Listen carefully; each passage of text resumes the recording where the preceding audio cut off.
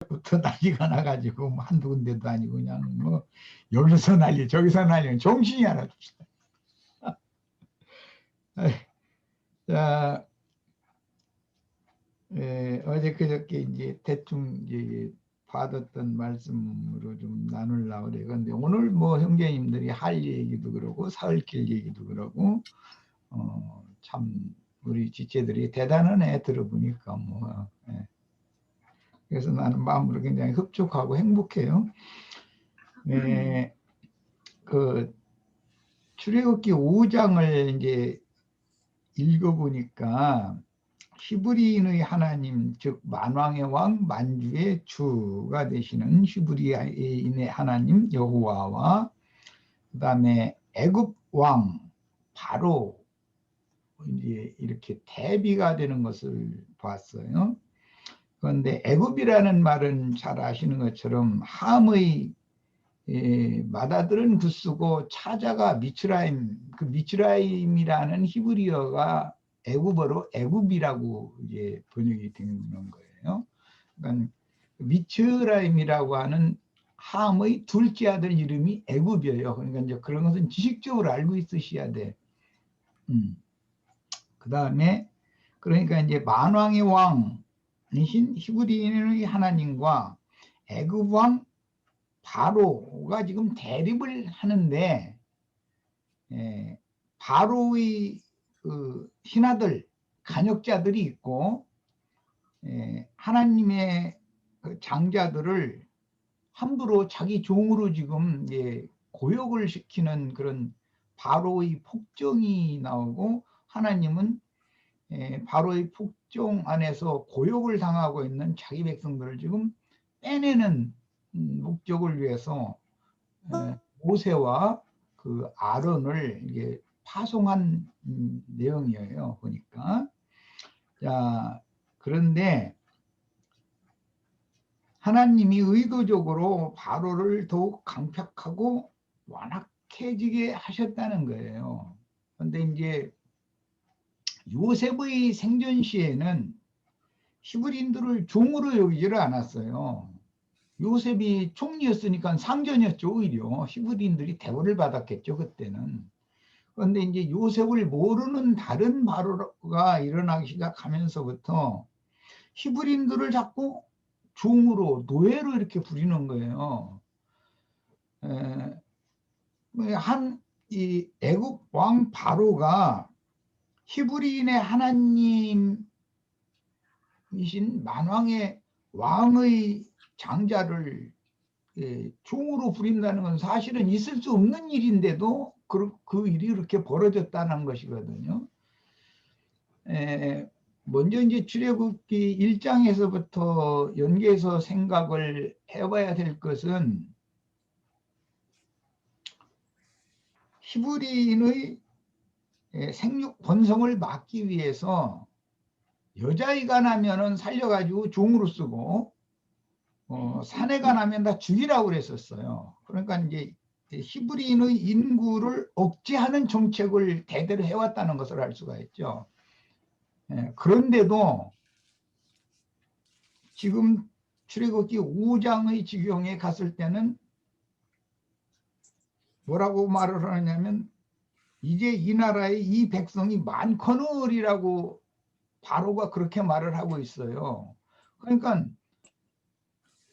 바로가 대대로 애굽왕 바로가 대대로 히브리인의 그 인구를 억제하는 정책을 계속 해왔지만 하나님께서는 당신의 백성들을 생육 번성시켰다는 걸 알 수가 있는 거죠. 그런데 인구 억제 정책이 실패가 돌아가니까 이제는 노역을 시키는 정책으로 정책을 바꿨다라는 걸 알 수가 있고, 여기에서 이제 중요한 것은 애굽은 흙문화예요. 땅문화. 그래서 흙이기와 뭐 벽돌 붓기와 뭐 전부 흙과 관계되는 문화예요. 그런데 히브리인의 문화는 산돌, 보석, 산 보석 문화를 지향하는 거니까 서로 지향점이 달라요. 히브리인들은 산 돌을 추구하는 문화고 애굽인들은 흙문화예요. 땅 문화예요. 그러니까 땅과 하늘이 완전히 이게 거기서 다 구분이 되는 거예요. 정신세계에서 벌써 다르다라는 거예요. 여기에서 이제 우리가 조금 더 한 발 나가서 유추해서 생각해 볼 수 있는 것은 이건 할례 문제와 당연히 이제 관계가 되는 이야기지만 아래에서 난 자들이 있고 위로부터 난 자들이 있다. 여자가 난 자가 있고 하나님이 친히 진리 말씀으로 나온 하나님의 자녀가 있다. 이제 이것을 생각을 해보시는 것이 꼭 필요하다고 생각해요. 야곱 때 70인이 애굽에 내려갔는데 지금 약 200만이라고 하는 수로 지금 본성이 된 상태거든요. 근데 이 정책은 완전히 그 애국의 정책으로 해서는 실패한 거예요. 인구 억제 정책이 완전히 실패했는데 흑리기기와 벽돌 굽기와 이런 걸 통해서 노역을 시키는 그런 정책으로 지금 바꿨다는 말이거든요. 그런데 출애굽기 1장 11절에 보면 히브리인들의 노역을 통해서 벽돌을 구워가지고 비돔성이라고 하는 애굽의 국고성을 건축을 했고 람세스라고 하는 그 이제 그때 당시의 애굽 왕의 이름인데 람세스 2세. 그런데 비돔과 람세스를 건축을 했다 이렇게 돼 있어요. 그러니 히브리인들이 얼마나 땅에서 수고하고 땀을 내고 노동을 많이 했겠어요. 그것은 뭐 이제는 우리 지체들이 이미 다 계시가 왔을 거예요. 아담이 범죄한 이후에 하늘과 땅에 저주가 임하니까 땅에서 수고하며 농사, 땅의 일, 흙 다스리는 일에 몰두할 수밖에 없게 됐어요. 그것이 출애굽기에서는 지금 이렇게 나타났다. 이게 하나님의 자녀들인데, 야 그러면 하나님께로 애굽에서 하나님께로 인도를 해서 빼낸다라는 말은 알고 보면 흙사람을 하늘에 속한 사람으로 빼낸다는 뜻이 되는 것이고 땅에 속한 사람을 영에 속한 사람으로 빼낸다는 뜻이 되는 거예요. 그것이 출애굽의 실제다라는 것을 이해할 수가 있는 거예요. 그 다음에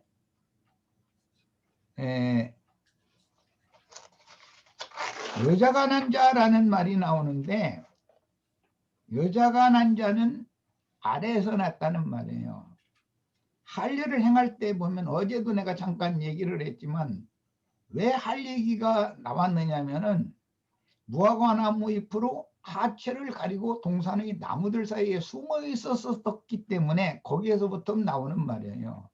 생명의 처소를 노출시키는 것이 부끄럽게 느껴졌다 이거예요. 선악을 알게 하는 나무실과를 따먹은 결과는 그거였다는 거예요.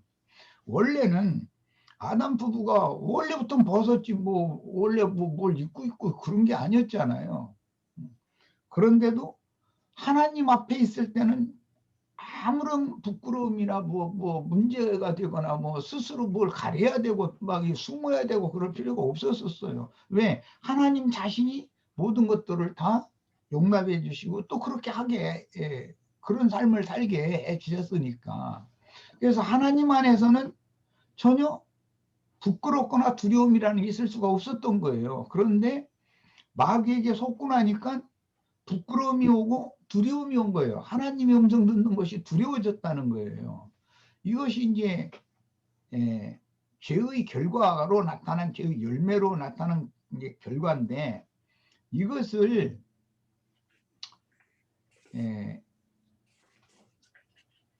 모세의 아내인 십보라가 할례를 행하는 것은 하체에다가 할례를 행하는 거예요. 남자든 여자든. 그러나 하나님이 예표상은 여호수아를 통해서 하나님의 주의 성령께서 믿는 이들의 마음과 귀에 행한다 그랬지만 실제로 이것은 영과 마음에 행하는 할례를 말하는 것이다라는 말이야. 그러니까 이것은 위에 행하는 할례냐, 땅의 할례를 손 할례를 영의 할례로 적용하는 문제다. 믿음의 확증이다라는 거 어제 이제 어떤 형제님이 증거했었는데 그것을 잘 이제 이해를 하시기를 바라고, 그 다음에 이제 사울길로 넘어가자면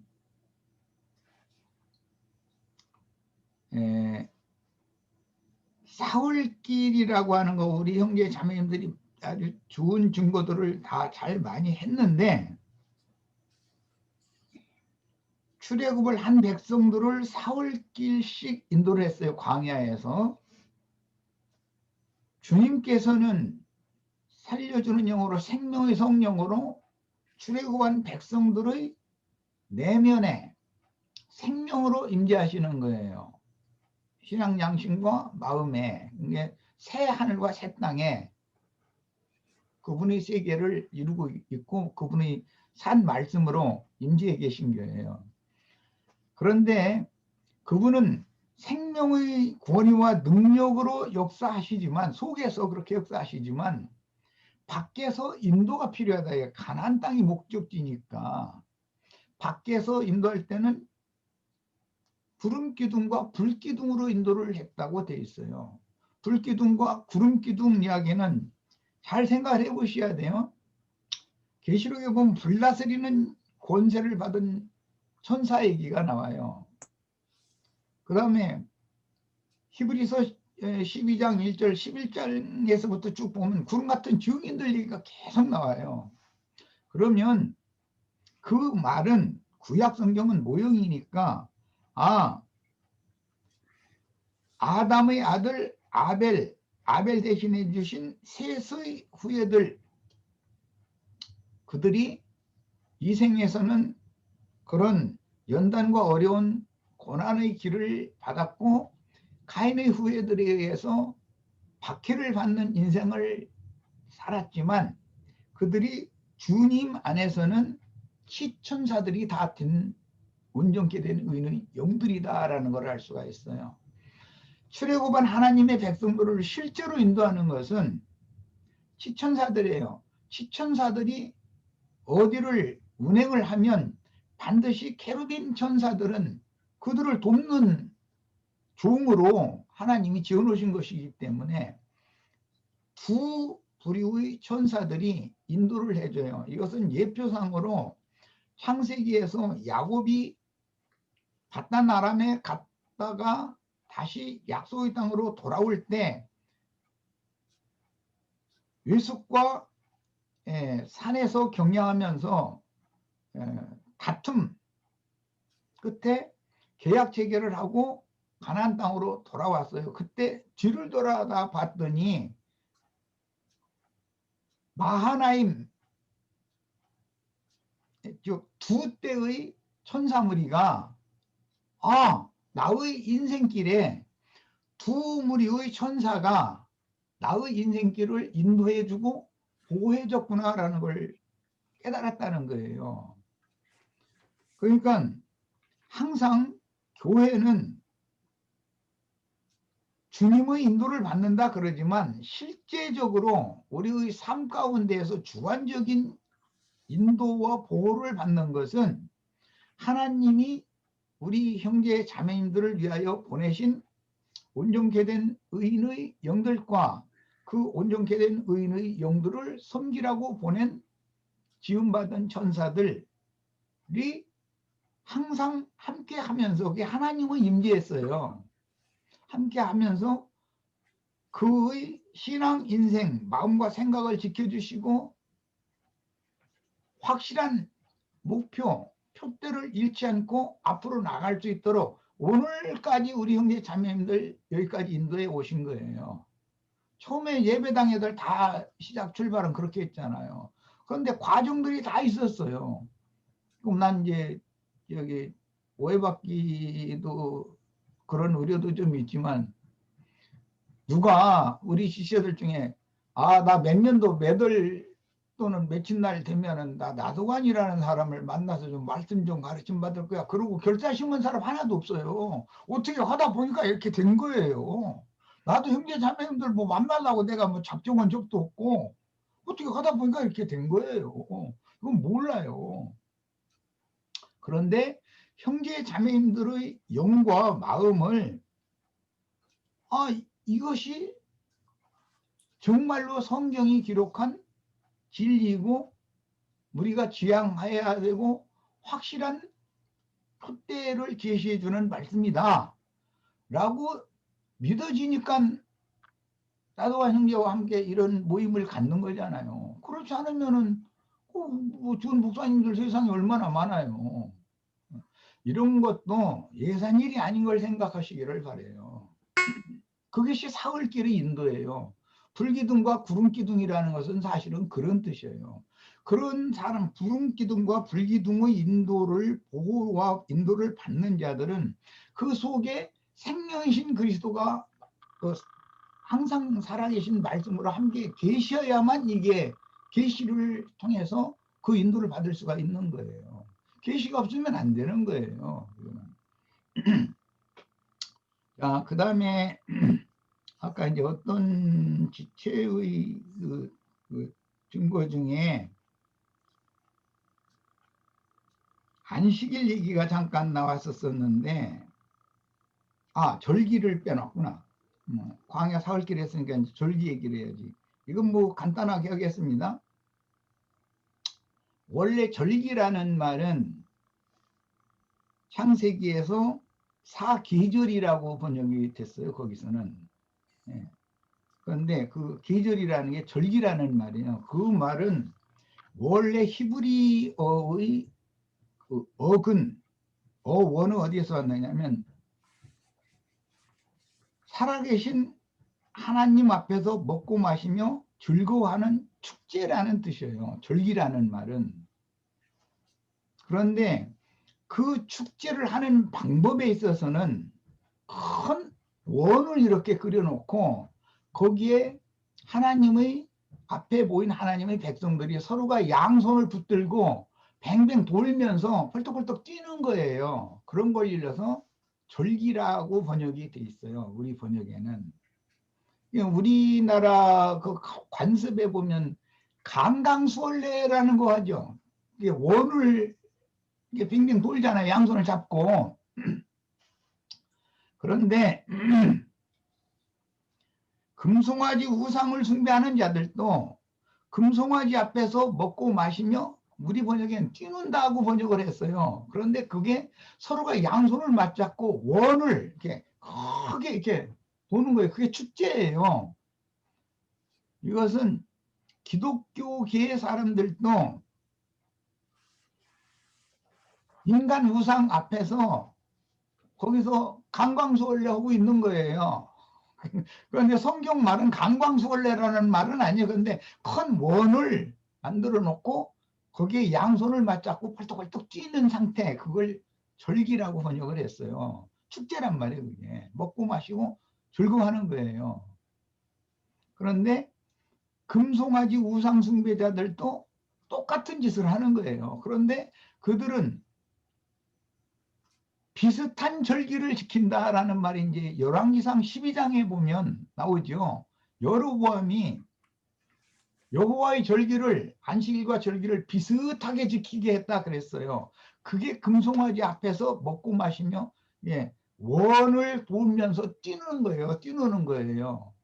그게 절기를 지키는 예법이었어요. 그러니까 양쪽에서 절기를 지키는데 어떤 사람들은 땅의 일이 흥일하는 것이 기뻐서 뛰노는 사람들이 있고, 어떤 사람들은 산 보석집에 들어가는 것, 그 인도를 받는 것이 기뻐서 뛰노는 사람들이 있어요. 그러니까 이것은 어떠한 영을 받고 누구에게 무엇을 가르침 받느냐와 관계가 있는 거예요. 이제 여호와 앞에서도 먹고 마시고 기뻐서 뛰노는 거예요. 우상 앞에서도 먹고 마시고 기뻐서 뛰노는 거예요.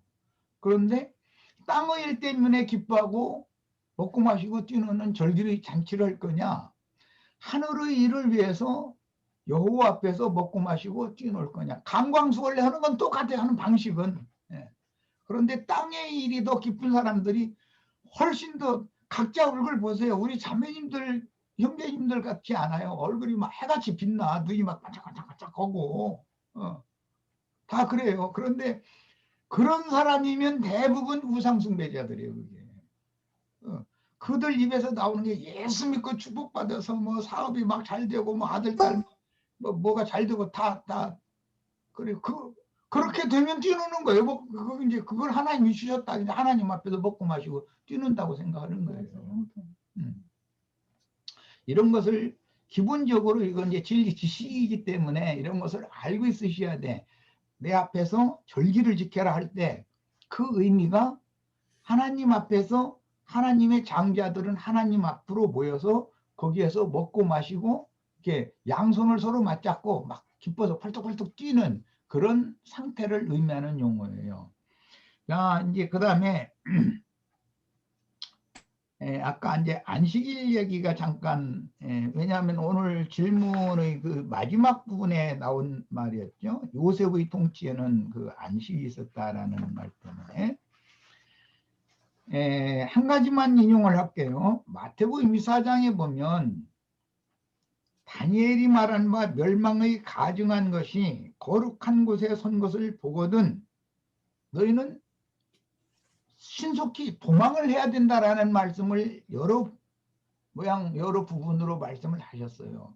그런데 마지막에 경고의 말씀하신 말씀이 나와요. 거기에는 그 도망하는 일이 안식일이나 겨울에 되지 않도록 기도해라, 이렇게 마무리 말씀이 이렇게 돼 있어요. 자, 그러니까 어떤 사람들은, 즉 말하자면 짐승 앞에서 먹고 마시고 뛰노는 사람들은 율법적인 안식일을 지킬 거다, 이런 말이에요. 오늘날의 안식일 교단이 딱 그 말씀을, 그냥 좀 이런 말씀을 좀 들었으면 좋겠어요. 좀.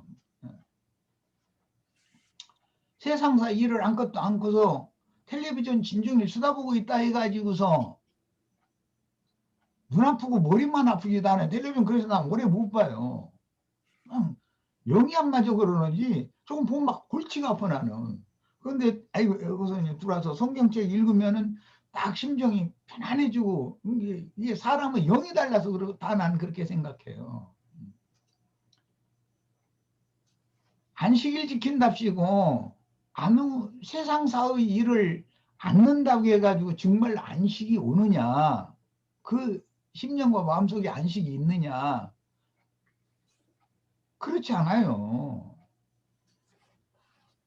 마음에서 쉼을 넣는 것이 참 안식이지, 마음에는 세상 염려 걱정 모든 거 끌어안으면서 그 시간적으로, 물질적인 시간적으로 날짜를 따라서 안식일을 지킨다고 해가지고 안식이 있는 것이 아니잖아요. 엊그제 우리 윤상원 형제님이 아주 안식일 날 우양이 구덩이에 빠졌으면 건져내야 된다. 그런데 아니 무슨 놈의 우양이 안식일 전에 빠지거나 안식일 후에 빠지면 안 돼. 꼭 안식일 날 빠지는 건 또 뭐야?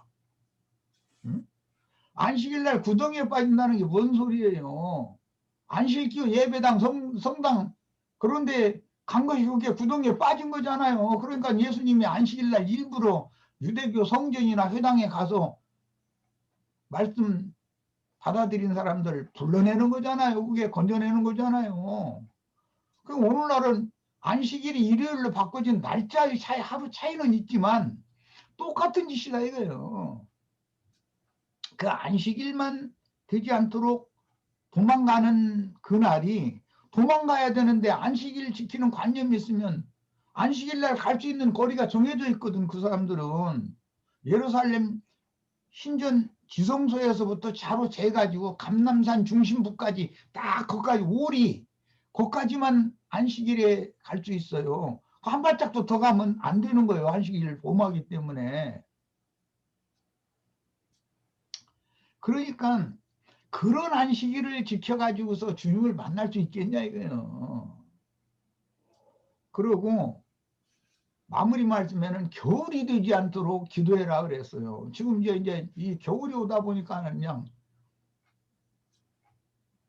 뭐 한 군데서 뭔 일이 있다고 하면 얼른 그것만 해결해 줘 버리면 되는데 사방에서 이런 게 이제 아이고 그냥 정신이 하나 두드려가 이제 막 그냥. 그런데 이것도 어제 우리 자매가 좋은 얘기해 주더만 아이고 나 이거 빨리 이거 팔고 좀 여기 올가리는 가을 하늘 이거 팔고 여기 저기 새집 그 뭐 우리 힘에 맞는 거 빌라라도 하나 사가지고 가서 이제는 내 힘에 붙여서 못 오겠다 그랬더니 빌라에 가도 애로사항이 있다고 그래. 그래서 뭐가 애로사항이냐 그랬더니 이웃을 잘못 만나면은 그게 그렇게 부대끼는 거라네. 또 난 그런 걸 생각지도 않았더니 아니 이 차라리 여기 있는 게 낫겠어. 여기 있는 건 물건이 문제니까 물건까지는 뭐 버리고 새로 사면 되고 뭐 새로 다 뭐 해주면 되는 일인데 이건 돈이 해결하니까. 그런데 사람끼리 부딪혀서 사람 못 살게 구는 사람 만났다가는 이거는 가만히 생각 아이고 아니네 그럼 아이 나 이사 안 가. 그럼 여기 그냥 물 안 jes어야 겁난 이제 이랬네 또. 그건 난 감당이 안 될 것 같아. 이것은 내가 주님께서 감당할 만한 시험을 주신다고 했으니까 내가 해 나가야지 이제 이렇게 결단심이 또 생각이 바꿔져 버렸어. 그래서 올가을에 이사를 갈지 안 갈지 아직은 모르겠어. 확정이 안 됐어. 지금 마음이 이게 왔다 갔다. 우리 아래층에 손님 왔는데 난리였다고 해요. 괜찮아서 사람 잘못 만나면 스트레스 엄청 많다. 정말 이것은 돈으로 해결할 수 있는 문제도 아니고 사람 힘으로 할 수 있는 문제가 아니잖아요. 그래서 난 그건 전혀 생각지도 않았더니 이사를 가도 주님의 은혜를 잘 지켜주시기 전에는 그것도 애로사항이 또 있다 이러는데 가만히 들어보니까 일리가 있네 그게. 처음으로 몇번 쓰는구나. 불기둥과 구름기둥의 인도를 따르라고 우리 지체들한테는 가르쳐가면서 나는 신천사들이 보고 와 인도를 따르는 것을 모르고서 내 생각대로 뭐 하려고 그랬는데 이거 나 회개해야 되겠어. 이거보다 더 큰 시험 보내버리면 어떻게 할 거예요. 그때는 빼도 박도 못하고 이제. 아이고 나 정말. 그리고 이제 사흘 얘기가 나왔었는데 한 가지만 인용을 할게요. 이제 요한의 지휘자들이 와서 우리 스승님은 기도도 많이 하고 금식도 자주 하는데 베드로 보고 네 스승은 어떻게 금식도 않고 기도도 그렇게 잘 않는 것 같더라. 이러고 이제 비방을 해요. 그러니까 주님의 답변이 신랑을 빼앗길 날이 올 건데 그때는 금식할 것이니라 그랬어요. 그러니까 이 말은 과부교회와 고아들이나 금식을 하는 것이지 먹을 거 마실 것이 많고 모든 것이 계시록 18장에 보면 많은 무리에 앉은 큰 음녀는 나는 여왕으로 앉은 자요 과부가 아니라 그래. 그 사람은 금식할 필요가 없는 사람이요. 매사가 차고 넘치는 사람인데 뭐 때문에 금식을 합니까? 우리 형제 자매님들 내가 긴 설명을 하지 않을 거예요. 금식하고 기도하시는 교회 생활을 나랑 같이 해나가시다 보면 신랑이 데리러 오시는 날 기쁨으로 다 만나는 날이 있어요. 여기까지 해서 마치겠습니다. 네, 수고하셨습니다. 형님이 말씀을 듣다 보니까 그 애굽의 흙문화, 뭐 히브리는 삼돌과 뭐 보석문화. 그런데 흙이라는 것은 사실은 모든 어떤 생명의 어떤 출처가 이제 흙에서 나와요, 사실은. 그래서 농사꾼에게는 산물을 낼 수가 있고, 뭐 토기장이에게 흙이 가면 본 차이나가 나오죠. 그런데 이 애굽의 바로는 이게 흙을 확 부어버리는 거예요. 벽돌로. 벽돌에서는 생명이 안 나와요. 그래서 이제 사실은 우리가 세상에서 구워진 벽돌, 종교 체계에서 구운 벽돌, 이 벽돌은 이게 깨져서 흙으로 다시 돌아가야지 거기서 다시 생명이 시작이 되지 절대 그렇게 될 수가 없는 것이라는 걸 이제 우리가 알 수가 있었고 오늘 질문 이번 질문 첫 번째 그 바로를 완악하게 했다라는 이유에 대해서 아까 우리 박영재님과 함께 찾아봤던 로마서 9장에 보면은 바로를 세웠다고 그래요 하나님이.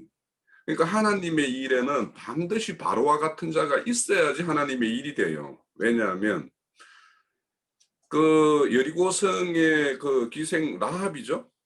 라합이 어디서 소문을 들었겠어요. 여호와 하나님이 어떤 분이시라는 것을 그 세상에 가장 번성한 애굽의 왕이 걔한테 완전히 우리 하나님이 그 히브리인이 믿는 그 하나님이 박살을 냈다더라는 소리를 소문을 들었을 거 아닙니까? 사실 그래서 바로를 완악하게 했다라는 것은 사실 우리가 다 바로처럼 안악한 심정을 가지고 있는데 그걸 간여하지 않고 그냥 바로를 그대로 두면 그게 완악해지는 것이고 그래도 우리는 하나님이 간섭해서 이 모양 저 모양으로 이렇게 간섭을 하니까 그래도 조금씩 하나님의 어떤 형상으로 이렇게 지어가는 것이 아닌가.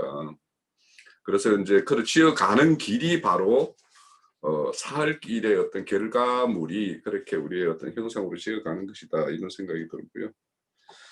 자, 그래서 우리 앞에 있는 그 바로와 같은 그런 자들이 우리 눈앞에 있으면 이 자를 통해서 우리 하나님의 어떤 능력과 그분의 어떤 하나님 되심이 이 자를 통해서 우리에게 비춰진다라는 걸 알고 그렇게 너무 미워하지 마시고 그렇게.